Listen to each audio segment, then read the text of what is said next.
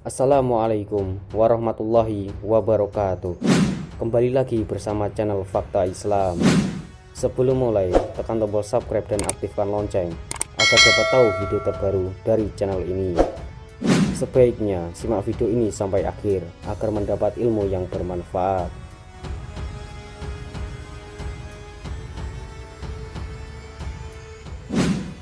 Salah satu adab dalam buang hajat adalah melakukannya dengan cara duduk, baik ketika membuang air kecil ataupun air besar.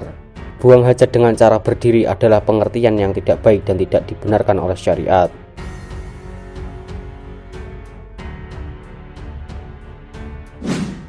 Dalam hal ini, Aisyah radhiyallahu anhu menjelaskan, barang siapa yang berkata bahwa Rasulullah kencing dengan berdiri, maka jangan kalian benarkan. Rasulullah tidak pernah kencing kecuali dengan duduk. Hadis riwayat An-Nasa'i. Dalam hadis yang lain, Rasulullah secara tegas melarang kencing dengan cara berdiri. Larangan tersebut seperti yang tercantum dalam hadis riwayat sahabat Jabir bin Abdillah. Rasulullah SAW melarang kencing dengan berdiri. Hadis riwayat Baihaqi. Namun, sebagian para ulama menghukumi kencing dengan cara berdiri sebagai perbuatan yang makruh selama tidak ada uzur.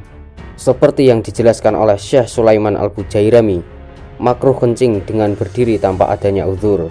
Hal ini berdasarkan perkataan sahabat Umar radhiyallahu anhu, "Aku tidak pernah kencing dengan berdiri sejak aku masuk Islam."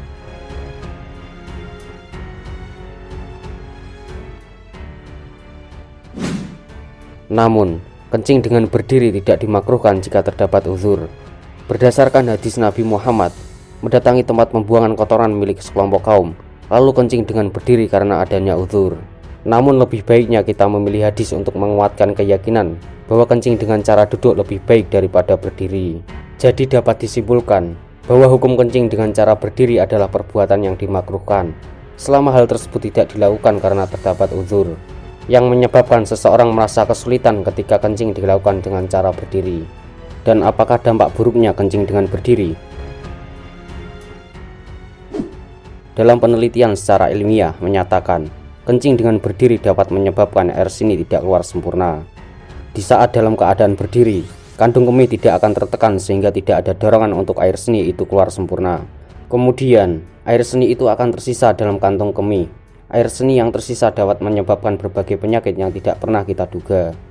Dan bisa jadi akan terkena najis. Saat buang air kecil sambil berdiri, otomatis kandung kemih tidak akan tertekan, sehingga air seni masih tersisa di kandung kemih. Lalu, kemudian setelah buang air kecil, pastinya kamu akan melakukan aktivitas yang menekan kandung kemih seperti jongkok atau duduk. Sehingga tanpa disadari, air seni tersebut keluar sendiri dan mengenai tubuh kamu serta pakaian dalam kamu. Dan itu sudah merupakan najis.